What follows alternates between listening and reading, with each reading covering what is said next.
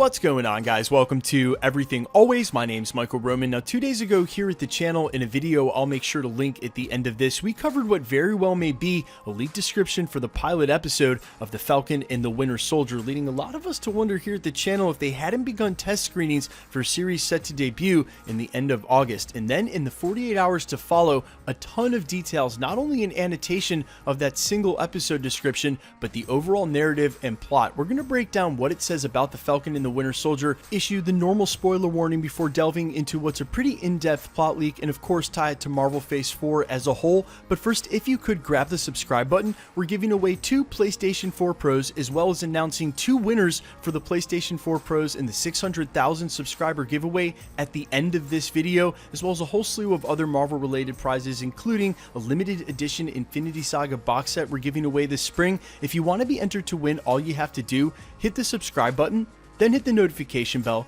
leave a like and a comment on this video, and like I said, stick around to the end of the video. We'll get into all the giveaway stuff again there and announce the 2 winners for the 600k PlayStation 4 Pro giveaway. So as I hinted at in the prologue, we were pretty certain there was a test screening of some kind for Falcon and the Winter Soldier, as there seemed to be more than one voice on the internet sourcing the information about the first couple of episodes and now the series as a whole. And either way, the normal spoiler warning, if this is in any way going to ruin your Falcon and the Winter Soldier experience, and the reminder to take anything that's not officially from Marvel with a grain of salt. But of course, you know yourself better than others. If you're susceptible to this kind of thing, you've been warned. Now, in a follow-up 4chan post to the original anonymous post, the one that we covered, including Omega Red, this information was rendered the next morning. Agent 13 is leading Sam and Bucky. They are doing missions for the government to repair their reputation after the events of Civil War. Some want Bucky to serve life in prison for his crimes. He's haunted by his past. Publicly, he's charming and witty, but when he's alone, he's clearly struggling. Very distrusting of authority because he never wants to be used as a weapon again. Agent 13 is the only one he trusts to command him and says to her and Sam, out of all of us, you're the one most like Steve. US Agent fights like Cap, but hits harder and is more brutal with the way he uses the shield. Sam and Bucky still fight and butt heads, but it's with trust and love, and they call themselves Blip Brothers when talking to Batroc about where they've been. And that's a follow-up that says when they finally make it to Madripoor, not only will we be introduced to Omega Red, but as well as Batroc the Leaper and perhaps some other villains that this said poster didn't recognize when at first he saw the episode. Now, this leads us directly into the follow-up description that's much more in depth in the overall narrative and came with an explanation by the author in the intro as to how he has this information in the first place. And if you're interested in that, I've gone ahead and provided the original post for you to read. We're going to jump in right with the start of the information that says that the final trigger word was not deactivated in Wakanda, but the rest absolutely were. Many of you were pretty upset when originally he had posted that Shuri's work was being retconned, and he clarifies it by saying the final trigger word, as many of you guessed, is Sputnik, was never used during the original movie. It was a worst case failsafe, and for this reason, Bucky never remembered the code, nor was it in his code word book. Naturally, Shuri didn't get rid of it because she didn't know it was there in the first place. Now let's stop and think about the implications for a second of what seems like an enormous plot twist, that Baron Zemo would somehow know a secret code word, a failsafe, so all the work that Shuri did to undo the word sequence to take control of Winter Soldier and quote-unquote heal him would be undone in an instant if Baron Zemo activated the code word. But in a recently released deleted scene that we covered here at the channel, you can watch the scene in full. I'll also make sure to link it at the end of this. Baron Zemo went to great lengths to obtain that code sequence book. In fact, he killed a whole room of people to get it. It's unlikely that he would have a secret code word or he wouldn't have needed the book in the first place, and unless he's obtained it somewhere off screen, more likely the case if there is a secret failsafe to take control of the Winter Soldier, it'll come at the hands of a more ancient foe or controller somewhere deeper in his past and background during his time in Soviet Russia, which leads directly to the idea that Black Widow is going to tie into the Falcon and the Winter Soldier a lot more than we previously assumed here at the channel and that anybody has talked about. The plot leak goes on to say some rumors of Bucky-Sharon romance have been attributed to my last post. I didn't discuss that at all, and that's because, like I said, it seems like there's more than one voice or a group of people who have seen this and who are sharing the information. There's a hint of romance between them, but it's not fully realized due to EVC's lack of significant screen time. Unfortunately, due to a scheduling conflict, they do flirt. Sam teases Bucky for it. That would confirm what we've heard and corroborate the other episode description we did just 2 days ago. It goes on to say the series opens right after Endgame. No Evans cameo, however. The series opens with Bucky sitting on a lakeside bench alone. Sam approaches and asks Bucky what he's doing there and mentions thinking that Bucky was leaving with Steve and his family. Bucky says he thought he was too. Sam offers Bucky a ride and Bucky asks if he's sure about that given the two of them don't have a great track record with cars. He gets in anyway.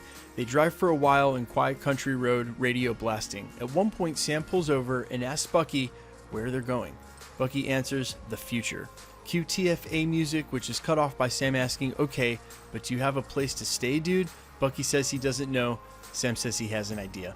Cut to them pulling up to the house seen in the trailer. It's Sam's family house and they haven't seen since the Accords. Sam's family asks him where he's been. Him and Bucky look at each other and answer in unison, that's a long story.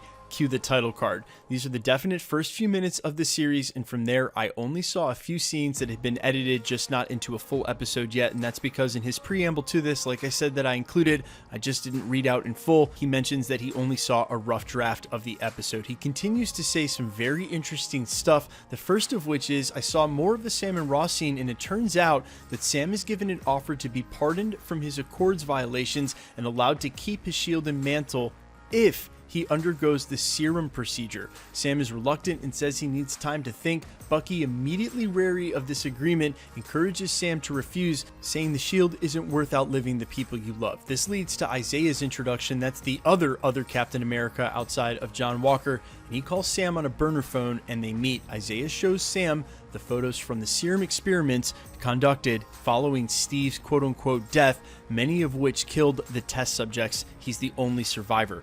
Bucky at one point has a flashback to his childhood and meeting Steve. It's edited into a sequence of Bucky having nightmares, and there's a specific moment in which the two make a pact to be best friends till the end of the line. It's the origin of their vow, and it's pretty heart-wrenching stuff. Following Isaiah and Sam's meeting, Sam declines the serum and turns in the shield, which is given to US Agent. As he undergoes the serum procedure, it's revealed the serum allows the recipient's mind to be controlled because, of course it does, and seemingly Thunderbolt Ross, who's behind all of this and has been obsessed with controlling superheroes and super soldier serum, and probably will end up taking it himself, turning himself into the Red Hulk, would need to control those that are underneath him. That's why Captain America and the Avengers didn't quite work for him, and why ultimately, if the rumor about there being a secret code word is true, it's possible that Thunderbolt Ross is in fact the person who knows it, considering control has been his arc and his MO the entire time. Guys, let me know what you think about the entirety of this plot leak for the Winter Soldier. There's a lot here, even though it's not the best written. Just because someone's a good writer doesn't mean they didn't see it, and there's a lot here that seems very authentic and genuine, sort of in-depth story writing than just surface level details that would come from an amateur plot leak. But let me know what you think in the comments about this. Do you think it's authentic? And then the details there within, is there a secret code word somewhere lingering for Bucky that we just didn't find out, that Shuri didn't get rid of? And would Thunderbolt Ross be the one to have that code word if it turns out that he's really the overarching villain for the next 2 years, starting in Black Widow, working behind the scenes as the protagonist, following through in Falcon and the Winter Soldier, and then eventually turning into the Red Hulk during the She-Hulk series, leading into the Thunderbolts? Guys, let me know all your comments down below, and quickly let's get into the giveaway stuff and announce the 2 winners for the 600k PlayStation 4 Pro giveaway. Firstly, guys, I cannot thank each and every one of you enough from the bottom of my heart, and if I could, I'd go through all of the comments and reply even more. As it is, we have built an amazing community here. I am thankful for each and every one of you.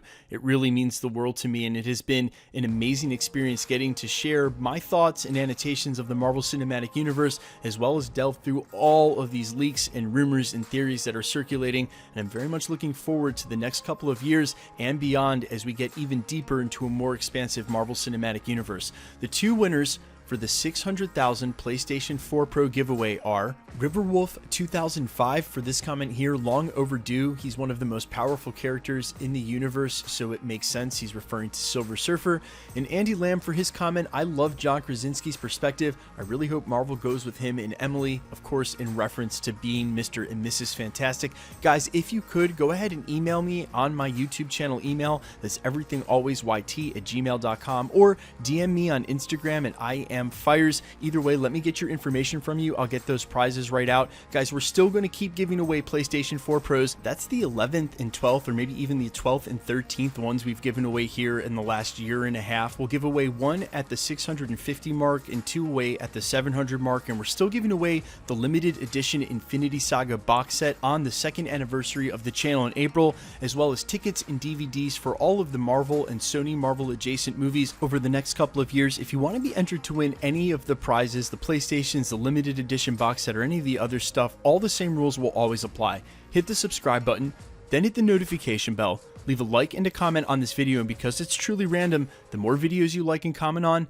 the better chance you have of winning. All winners are announced in video just like this, and if you've missed any of the past winners, especially here real recently, as we've given away 5 PlayStations now in literally the last 60 days, no worries. All you have to do is scroll back through the channel, look for the winner announcement and the sub count in the title. Again, just like this video, scroll to the end, you'll find the winners announced there. My name's Michael Roman. This is Everything Always. Guys, thanks so much for checking out the channel, and stick around. We'll be posting again real soon.